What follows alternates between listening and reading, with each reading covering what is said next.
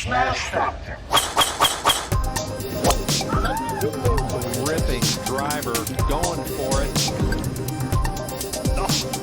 Oh my goodness. How about that tee shot?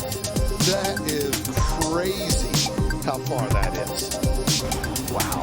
John Daly, take a back seat, big fella. How about that drive? That's an aggressive line. That is beyond long. Look at this, he's just driven the green. He has just driven the green. I guess hello world, huh?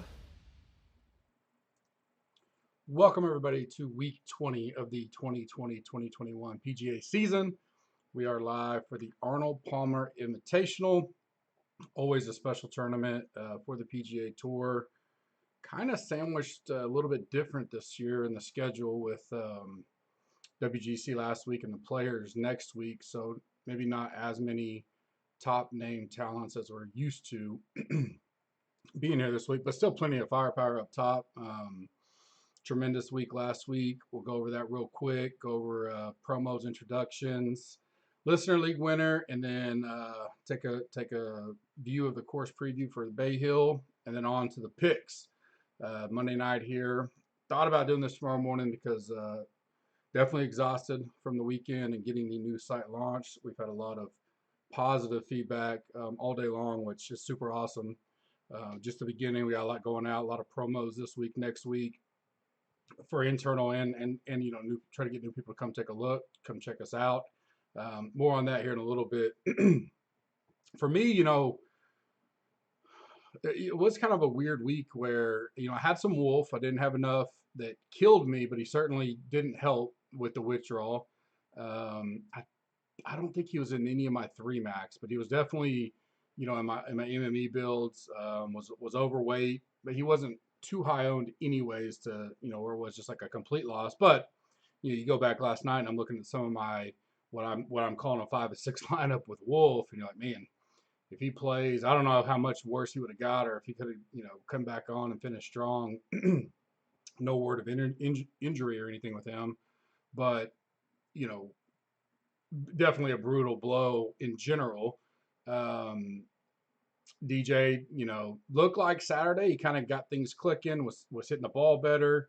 I thought he was primed to have one of those just fairly good Sunday rounds that I think he finished, because he finished with the Eagle. I think he was -1 maybe going into Sunday. I mean, yeah, we knew the wind was going to pick up, could possibly be a little bit tougher conditions.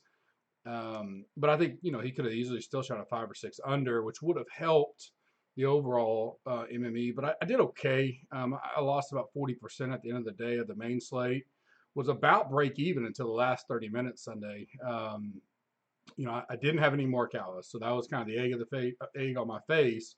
I did add him after round 1 on the website to a 50-1 play, so that paid off well and definitely covered the week by all means. But a little, you know, we had Brooks Reed, Quinella that would have paid 400-1. We had Scheffler out the gate. We had Reed out the gate. So a lot of action up there Sunday. Definitely was good sweat. Morikawa kind of, I won't say ran away with it, because albeit if Brooks, well, horrendous putt on 17, they didn't get it close. But if he makes that eagle, just hypothetically, you know, then he at least is sitting at 17 under with Morikawa coming down 18. And so with that, I think because he had a 3-shot lead on 18, it makes it a little less tight, if you will, when you're making those swings. But say Brooks makes the eagle and takes about minimum to 18 and it happens to birdie it, which was a hard birdie that day, but you know, he could have got there. So I don't want to say Morikawa ran away with it, but you know, he held his own and did what he had to do to, you know, keep it going. Scheffler got within 1 at some point, and then immediately doubled the next hole. So it was fun. It was a great tournament.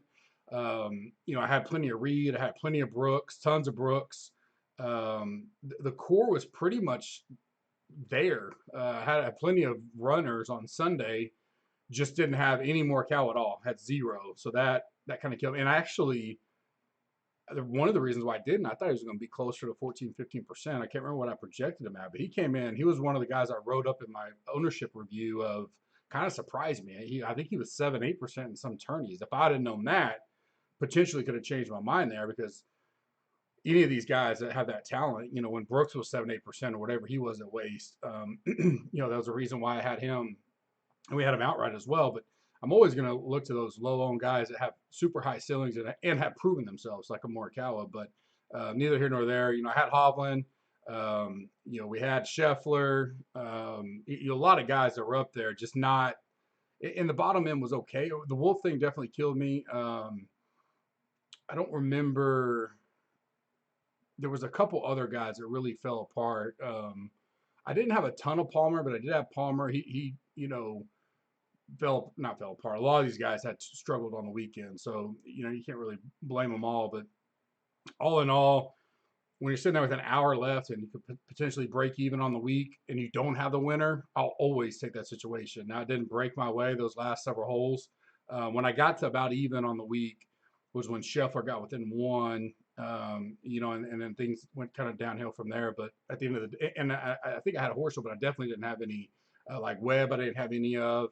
So as those guys kept moving up the board, it definitely hurt me. And I faded Answer, talked about it. He was strong there. So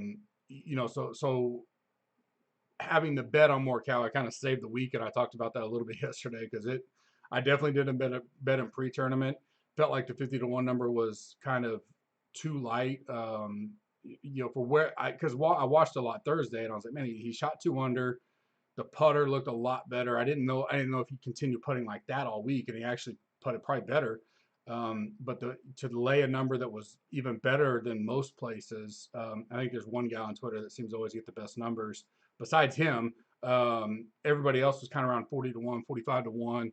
So to lay it to almost say he's worse off after round one was crazy to me. So we hit that, and well ahead on the week with the betting. I'll finally get all the betting caught up, because I'm having to pull all that stuff manually from my old archives now. But now that we got the site rolling, kind of get through these, go through the week and get everything worked out and the kinks and stuff. I'll get all the betting stuff caught up, especially for the month of April. I've been doing the recaps on a monthly basis now, so I'll get all that done for February. A better month, in February, even though it got drummed in the Super Bowl. But that same week I had Brooks winning, so I think at the end of the week it was like a 2-unit loss or something, even though I got smashed in the Super Bowl, which I already talked about. But it had several wins. We've had 6 winners now, or 3 outrights and 3 first-round leaders in these 7 tournaments. So looking to keep building the momentum there, and grinding through. And I like this tournament. I think it's gonna be a lot like last week and these last 2 weeks. Tough scoring. If the winds pick up, which looks like they may, anything can happen. It's not going to be a birdie fest by any means. And I tend to like those in general as we start handicapping through the week. Masters, our march to the Masters has started. It talks about the last few weeks. Use the code Masters, get 30% off any package. The new site did drop last night. Use Smash 20 and get 20% off any gear. If you're a member at GC, I dropped a special code for you guys in the Slack today. I will also send out either a post or an email for guys that aren't in Slack, so don't worry if you missed it. For this week only, kind of a special thank you to you guys helping us, supporting us as we get this new thing launched. Any new sign up from February 1st through April 11th, which is Sunday at Augusta, or any current sign up, a current sub that upgrades to full site access January 1st through April 30th or April 11th, the same Sunday at Augusta, is how you can qualify. There's going to be 3 winners. The first winner drawn out will get his choice, second winner, second choice, and then third will get what's left. So we have the brand new Titleist driver. All this is on our Twitter at Gups Corner or Facebook page. You can kind of see the imagery of it all. It's valued at well over $500, almost $600.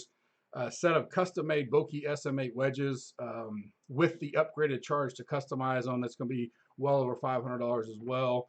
So you get to choose what you want to make them as. Our image shows the Gups Corner one. You don't have to do that. You can do whatever you want. And we have a guy, Steve's going to help us. You'll be able to build them however you want them built. And then we'll have the Gups Corner gift pack items that include items from the Masters. You can see some of the stuff you'll get to choose from. That'll be well over $300-400 in value as well. We have giveaways this week and next week, especially for next week, the big players. Looking forward to it. Millie Maker for the first time in 2021. you know, and obviously with the website being launched, and then our Green Machine lineup builder, new version of it will launch this Sunday coming up. So at the end of this week, it'll be ready for the players. So everything will be rocking and rolling by Sunday night. Now that we've moved all the site over, and now we're adding the new Green Machine on Sunday. It'll be awesome. I think you guys that saw everything today, you'll love it. And it's just the beginning. I've talked about the foundational piece, what we needed to do to get in an environment to customize and build things we want to do. We have a ton of things we want to get done, but this was the key foundation piece to get done. And your support and help is definitely giving us the capital to be able to invest in that, and we appreciate it. Rate and review us on iTunes. Like this video, hit the subscribe button, even if you don't do the YouTube deal. If you're audio only, it goes a big way. Special prizes next week for the players for people that rate and review the iTunes. So if you've already done it, you're on the list. I have those. If you can't remember or don't know, go do it again. It doesn't stop you. I'll pull it, and if you match, you know, I'll make sure you're on there one way or the other. I will be giving away special prizes just for the rate and review on iTunes. It really helps us a lot. We'll be doing giveaways next week as we launch the Green Machine and get ready for the players. Leave a comment on this video of who you feel the best about fading in the 10K range. I owe for last week. I did it last week, but I never announced the winners. Just got caught up with the website. So I'm going to do a special drawing Wednesday morning. I'm going to give away merchandise, a Masters item, and DFS money. I will announce all those winners on Cup with Gup Wednesday mornings. Close to noon is when I kind of post that. It's the quick 10-15 minute video, movers and shakers on my new thoughts of since we had 48 hours. Be sure to check out that podcast. If you left comments last week, you're good to go. Every time you leave a comment, it does get you another entry. So if you did both of them last week and you do this one tonight, you'll have 3 entries in it. Better chance to win. I'm going to make it special since I did forget to kind of do that last week on those two. I hadn't forgot about them. I still got all the comments.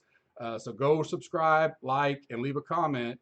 And if you've already done the other two, leave a comment on this one. Your favorite person to fade in the 10K range. I will announce all those winners on Wednesday. Listener League winner from last week. Tremendous week. WJ, very loyal member of GC. It's kind of ironic. I was looking through some testimonial stuff last night as we were getting the site going, and I saw his big 6-figure day, which I think was Doc Redman week. I think it correlated to that week. So kind of cool to see that, going through all the old files. He had 591.5 points. Tremendous week.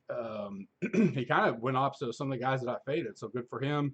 DeChambeau, Hadwin, Morikawa, Neiman, Nah, and Answer. Obviously, I didn't have any Morikawa, DeCham, or Answer. I did have Neiman, Hadwin, and I think that's a small piece of Nah, but nothing crazy. So tremendous lineup. I assume he won ours. I saw his name up on other places as well. I think he top 10 or top 5 the $55 again. So good week for him. The new link is up. It'll be in the description. 550 spots this week, 1K to first, 3 max per usual. Let's fill this up by Tuesday night, Wednesday morning, so we can prove the DK. We get a big week next week. Let's get them to make it 700 and 750 and see if we can get a nice big pot out there for Gup's Corner community. This week we're at Bay Hill for the Arnold Palmer Invitational, like I mentioned. Par 72, 7,500 yards, about 7,450-ish, I think. 4 par 4s, 4 par 3s, Bermuda grass, pretty common here in Florida. It's wider fairways, but where you have to hit them and the way they slope and undulation at times, they're not as like wide open you can hit anywhere and it's easy. You still got to kind of hit them in the right places. Distance can help at times on certain holes, but being in the right spot off the tee is just as important. Approach shot is where water can come into play. Great iron play is key here around the green. If you do miss, you need to be able to get up and down, avoid bogeys, quick greens in general. For the full description, go check out our boy Kenny Kim on the Fantasy Degenerate podcast and check him out, his article on our website. He adds a ton to it on Wednesday. Very active in Slack. He's joined me for E9 almost every week in the last month. Hope he can make it this week. All depends on his work schedule. That's been great. We've had a lot of good feedback from E9s with him and I having time to kind of since I do my own thing here, he has his, and we come together Wednesday and bounce things off. Good conversations we've had in there for the live members. Weather, so some showers later tomorrow into Wednesday morning, and then it doesn't look like there's going to be any rain until Saturday. I'm not sure how much rain overnight. Tuesday they'll get to, is it going to make it soft or it didn't have run out? I don't think so. I think it's been fairly dry around this area, but we'll certainly, take a look at it closer to Wednesday afternoon and listen to the pressers and all that stuff like we normally do, which is always important. We know this course a little bit better, so we don't have to worry about that, but we definitely want to hear, it's not rolling out as far. That does bring in guys that can hit it a little farther if that happens to be the case. Now, there is going to be a pretty good amount of rain Saturday to the point where they may not get it all in, because now we're on the East Coast, limited daylight. Here it's been getting dark about probably 6:15. They could still get it in 6:20. Now the good thing is the rain and all that's not coming until after the cut, so there'll definitely be 65-ish 70 guys, so have some wiggle room there for sure. If they need to go split tees, threesomes off split tees, do the U draw, they can do that. So I don't anticipate too much push into Sunday, and I definitely don't think it'll get to Monday, because Sunday looks fine. Saturday's really the only rain day. The winds actually don't look bad Thursday and Friday as it sits right now. I think the guys will be able to score. I mean, not crazy score, but more than they did last year. The whole tournament was a beating for the most part. The weekend was tough, probably harder than the first 2 days, but it was just hard all in general. +3 was the cut line last year, and I think if you look at the prior 4 years before that, it was around even -1. So pretty significant all tournament. I think this will play tough, but not as tough as it did last year the first 2 days. Remember last year on the weekend, you had guys shooting 4, 6, 8 over. One guy shot 22 over just on the weekend. So very tough conditions last year. It's not a bad idea if you're looking at course stuff.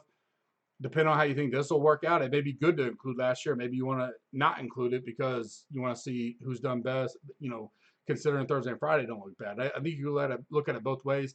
I think in the grand scheme of things, if you look over the last 4 or 5 years, you get a pretty good average of the weather. And so I've used them all as of right now. I think the cut will be better than last year. So I think +1 around that number, because I think they'll be able to do a little bit more scoring Thursday and Friday, and then it'll get tougher on the weekend. So we could still see a lower score, or higher score, I guess, than normal. But I don't think, like last year, Hatton won it at -4, and he shot 3 over on the weekend himself and still won it. So I think the winner will be around -10, -11. The year Molinari won it, he was at 12. Leishman was at 11. Somewhere in that range. I don't think, Rory shot 18 under, Day shot 17 under. I definitely don't think we get there. I think we're much closer to a 9 to 11 under winner.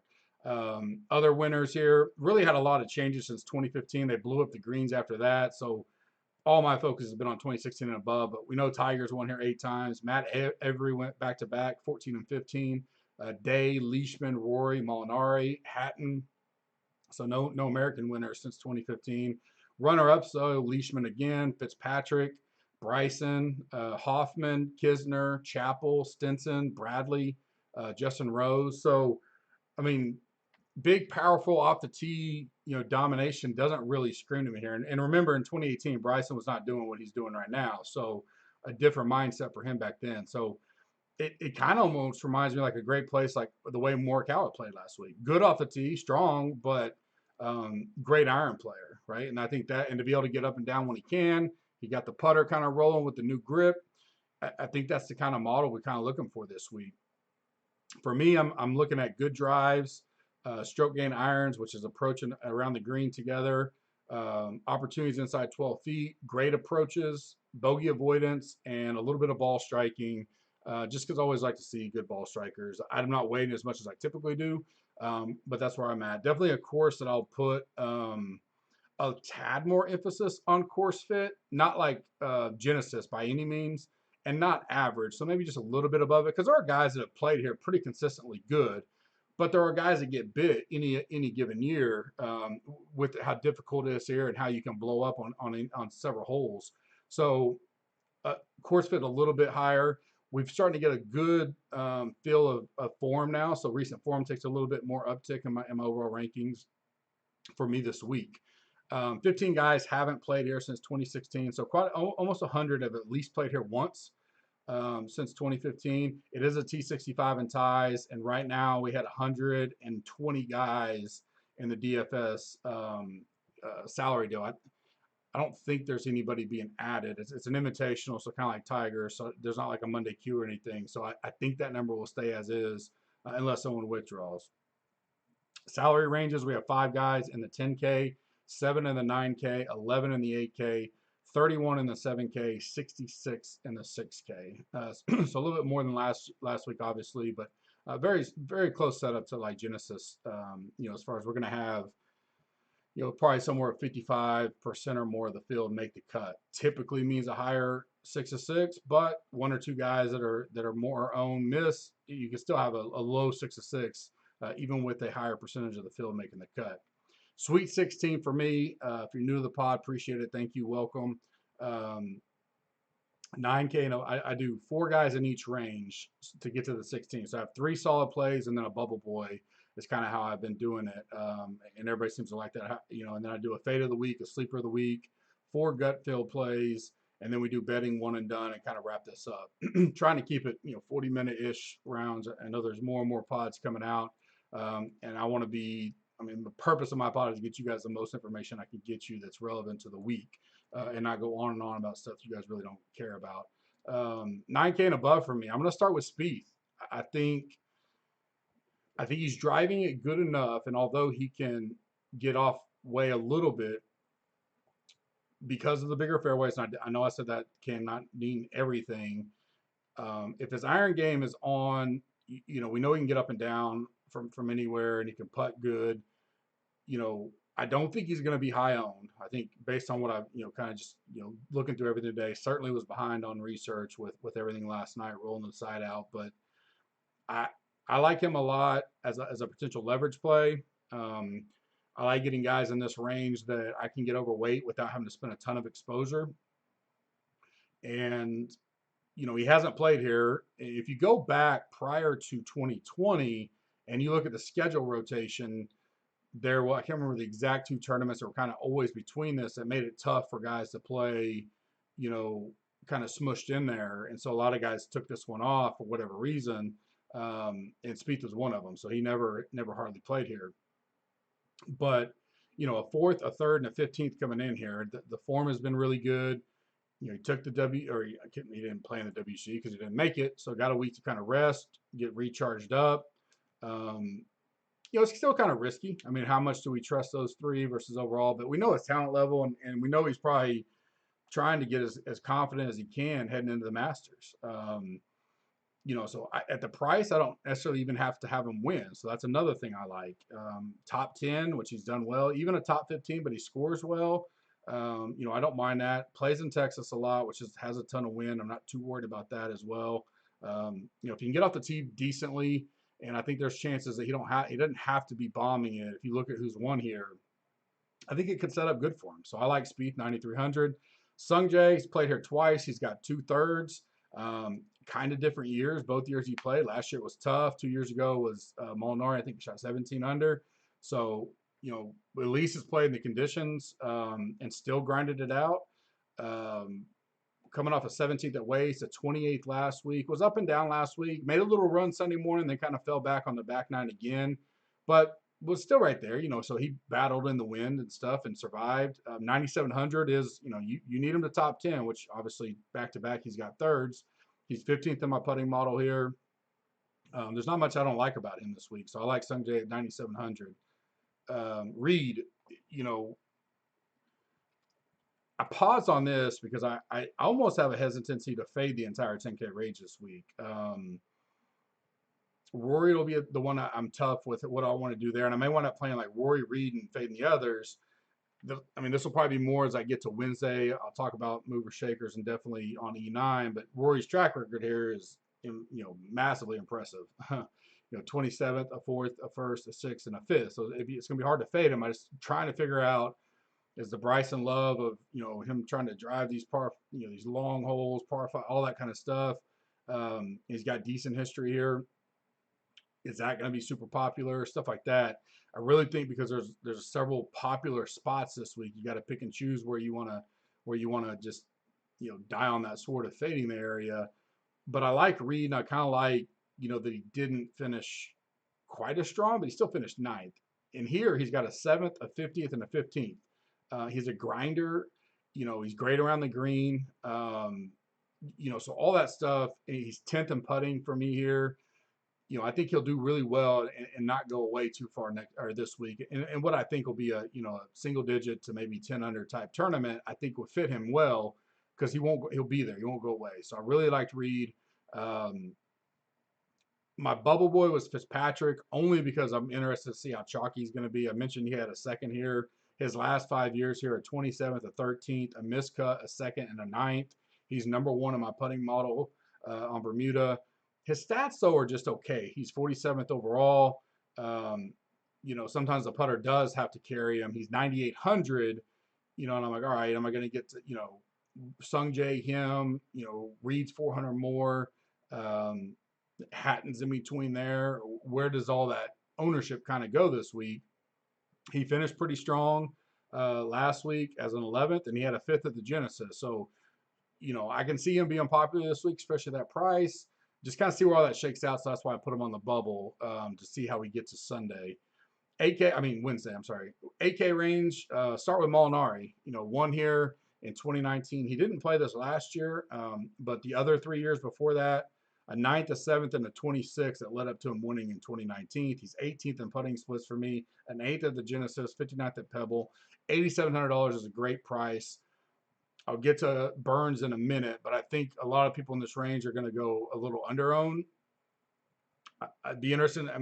Molinari has the potential to get talked up a lot this week, so I definitely pause on that, but that's a spot I can maybe just get even with the field if he gets too high. I don't think he will.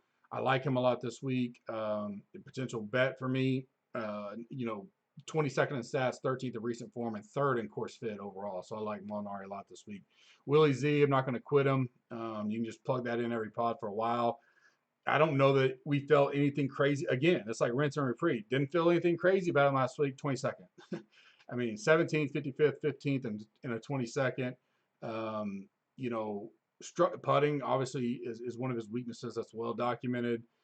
But everything else he does pretty well. And I think I think he'll be right here again. Again, he's 8,600, so I don't need a winner out of him. A top 20 in DK scoring is perfectly fine. He's been flirting with that or better every week. He can get up there and get the Eagles at time. He can get streaks. So he outscores his position more than not. And so I'm just going to stick with him. I don't mind the betting numbers either at 40 to 1. That's one I'll take a look at. Kokrak was just lost him. He's $8,100. Pretty good history here. He doesn't rank out as high for me overall as I would think. And the 8K range in general, I'm not in love with. Those two I like, Molinari and Willie Z. Obviously, I like Burns. I'll get to that in a second. But, if I had to pick a third right now, it was Kokrak. Good history here. A good finish last week in the wind. A 32nd the week before. He is a great, at times a pretty good ball striker. He can hit it off the tee a mile. So on those holes, it may give him an advantage. He finished 18th last year here, so I like that. Very tough conditions last year. He was able to hang in there at 10th the year before. Not much I don't hate about him. So 8,100, I'll definitely keep my eye on that. My bubble boy is Homa. I'm not fading Burns per se. I want to see how talked up he's going to get. My assumption, based on even the betting movement today, is he's going to be uber chalk this week at 8,400 for all the right reasons. I don't know where I'm going to go there yet, so we'll talk about that in a little bit. But my bubble boy here is Homa. Only reason why he's a bubble boy for me, he's actually number 10th in my rankings, is fatigue factor. I think this is his 7th straight tournament. Now, being that they're in Florida, he doesn't have to travel a lot this week, so he gets to, I think even posted, gets to take a couple days off, rest, recover. He played here last year, so he's familiar with the course. Got a 24th, so he made the cut in this tough conditions. He is a grinder. I like him a lot. He's probably going to be my pool, especially if I decide to fade Burns. I'll take like those 4 guys, fade Burns, and just hope something crazy happens with them. But so I like Homa. He was just right on the fringe for me on the fatigue factor, but I think his attitude and the way he grinds, I don't think it's going to be too much of a concern. Or 7K range, I'm going to start with Hoffman. Comes out number 2 on my entire model. Now Hovland was number 1, so it didn't worry me too much. Hatton was number 5, so it wasn't like too crazy. But I mean, stat wise, he's 4th. Recent form, he's 23rd for me. Of course, history, he's 5th. His last 4 years here, a 2nd, a 14th, a 13th. He had the miscut 2 years ago, but he was a 13th last year in these windy conditions. Putting, he's top 25, so 7,600 seems like a really good price for him for a guy that's playing pretty decent coming in. I'll take that at all day long. So I like him at 7,600. Tringali 7,700. He only played here back in 2016. He had a 27th, so I like that. He's 32nd in putting for me. Last 3 tournaments in, he had a 17th, a 7th, and a 26th. Number 10 in stats. I really like him. I really like a lot of these guys in the 7K range, which makes me more comfortable of kind of moving away from any chalk in the 8K if I have to. But $7,700, I like Tringali. Next is Chris Kirk, $7,000 on the number. 48th in putting. His 4 last tournaments here, a 12th, a miscut, a 13th, and a 15th. So you can see a lot of these guys, what I talked about earlier on the pod is, a lot of them that do well here, for the most part, do it year in and year out. And they seem to all have like that one miscut year. I talked about, I don't remember who it was earlier, but had like 4 great one miscut. I think maybe Fitzpatrick, 1 miscut. Yep, Fitzpatrick, 1 miscut. Kirk, 12th, 13th, 15th miscut. Didn't talk about Jason Day yet, but great years. He had the withdrawals, a little bit different on that. But several of these guys, even Hoffman, he has 1 miscut, a 13th, a 14th, and a 2nd. So any of these guys can get bit. So I understand that, but that consistency I like, especially for $7,000. And he's coming in here in pretty decent form, a 16th at the Pebble. Miscut at waist, but I'm not, but he's number 1 in opportunities inside 12 feet and number 1 in bogey avoidance in the field for me. Love that about him. He's 3rd in stats overall. I love Chris Kirk this week, $7,000. Bubble Boy is Cam Davis. I don't know if he's going to be popular or not. Obviously, he's been climbing up the popularity deal. We've been on him for a long time, but a 14th at Pebble, a 43rd at Genesis. He's 24th in putting for me, 15th in stats. So I like a lot of things about him.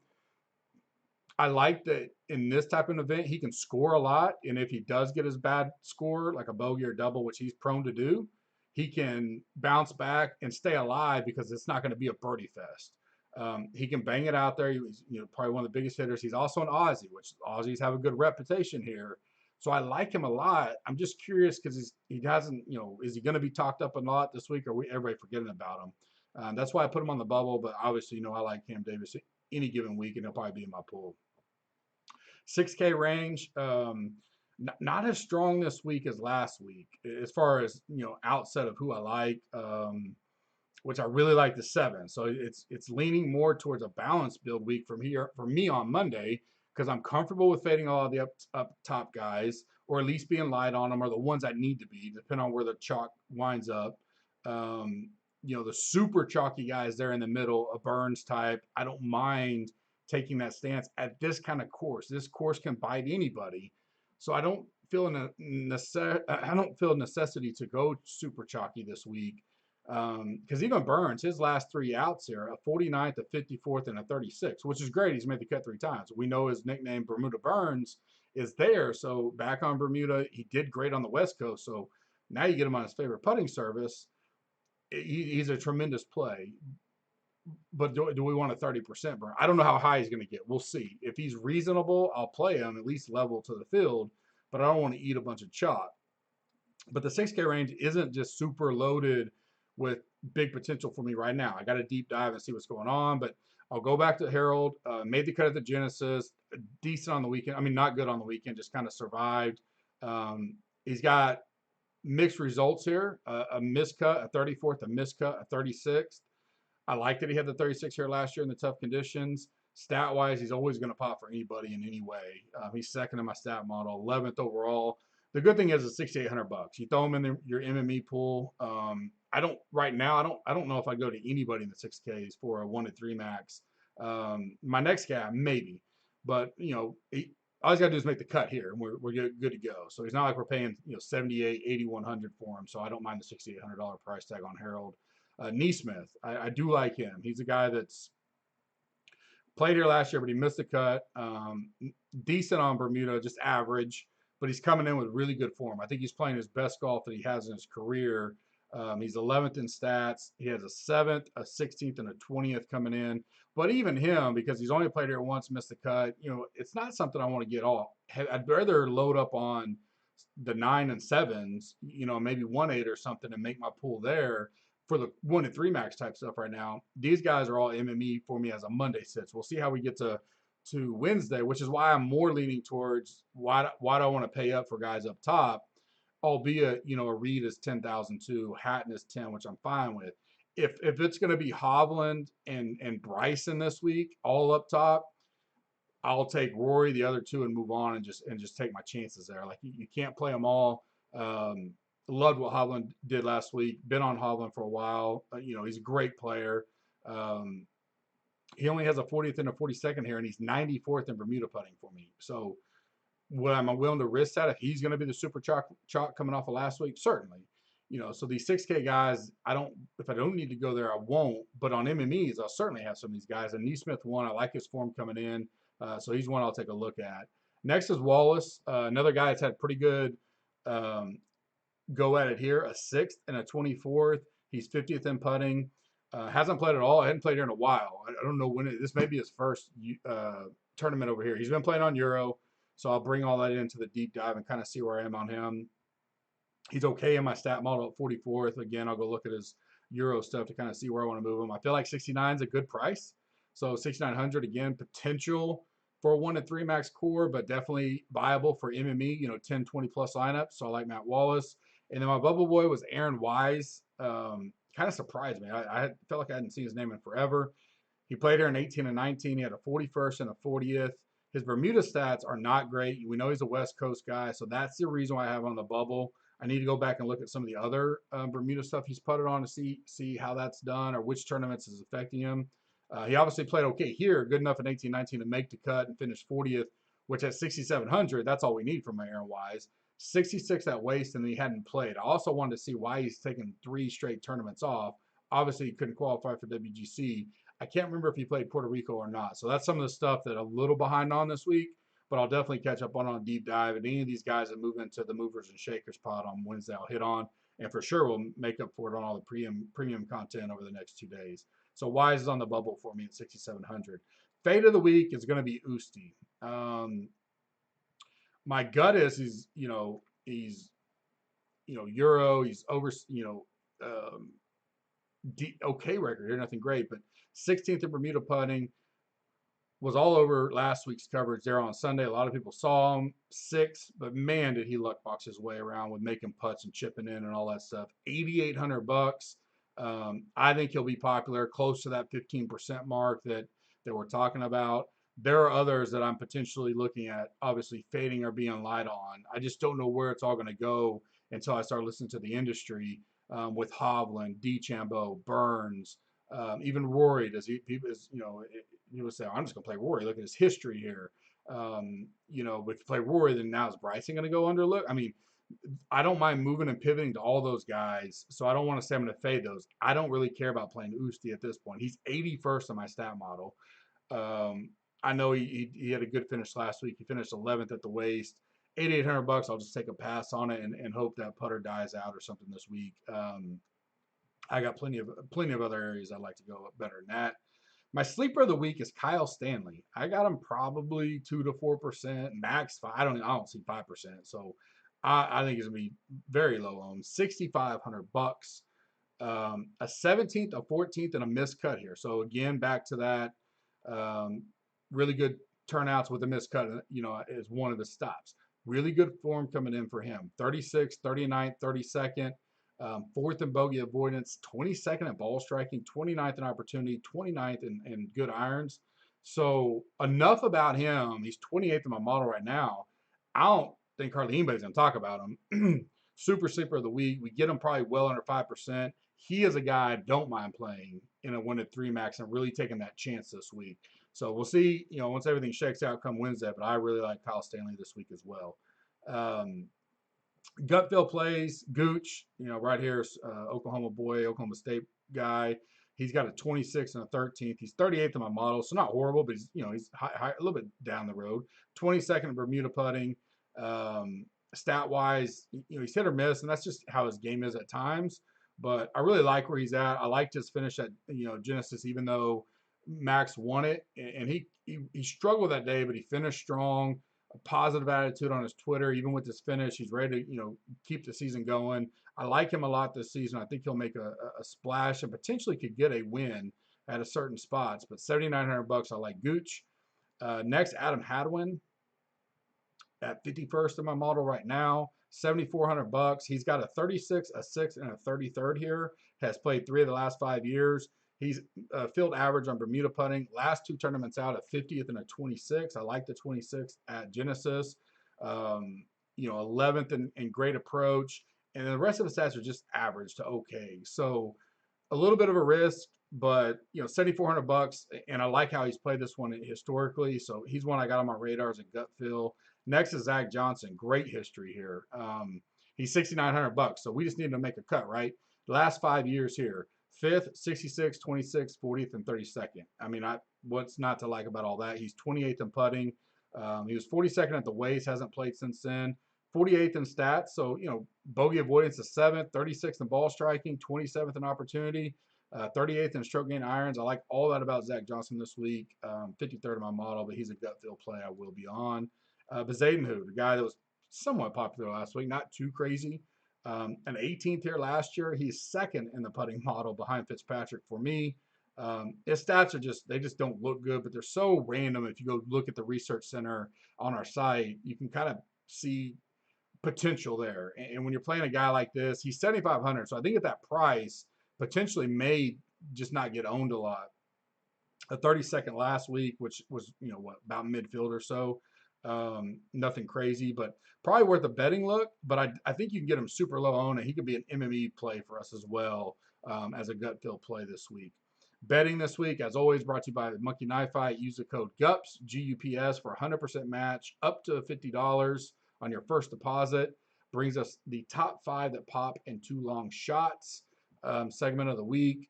For me, I like Tringali 66-1, Davis 66-1, Spieth 25-1, Willie Z, I've seen him 40 to 50 to 1 range, and I like Fowler. Hadn't mentioned him at all.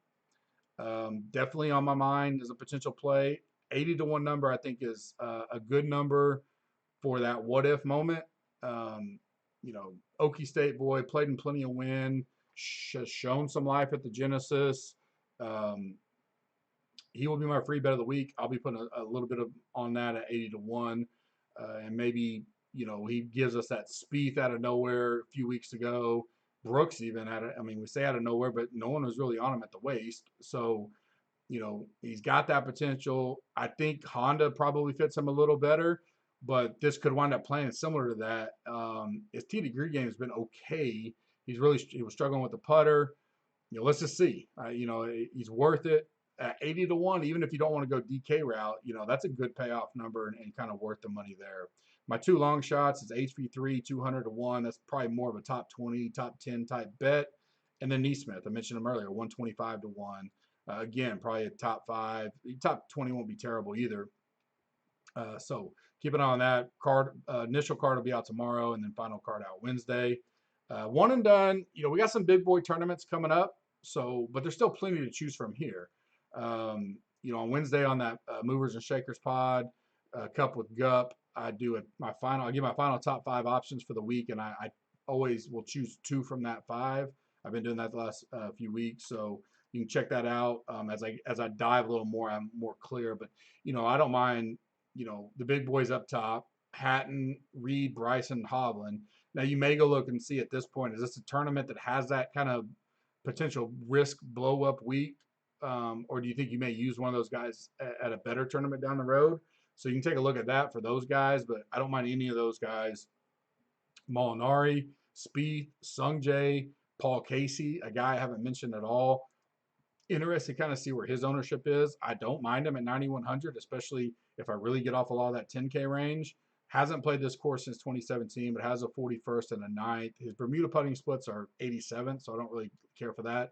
A 5th at Pebble, but again hasn't played since then. So I don't mind him, but definitely could be on the board for your one and done as well. So it could be a solid play there. Willie Z always in play for me as well if you want to take that route for one and done. But I'll narrow down my top 5 choices by Wednesday and include that on the podcast. Join us always Wednesday at 5:30 Eastern for E9, our live premium chat. We will still have it. It'll be embedded into the site like always. I'm looking forward to it. It's been great with Kenny. Hopefully he can join. If not, I'll roll it like I always do. And then don't forget about the March to the Masters. Come check out the new site. Have tons of promotions going on, giveaways all this week, next week for the players. It's a great time to be a member. Maybe you used to be a member. No better time to come check it back out now with all the new infrastructure that we got going and everything we're putting into this thing. So reach out to me if you've been a member. You can see what we get done there. We want all eyes to come check us back out again. I'm really looking forward to it. I'm really happy with the results, and I'm really happy with the way the community's feedback has been so far. I hope you guys have a great week and a blessed week, and we'll see you Wednesday. Thanks. Have a good night.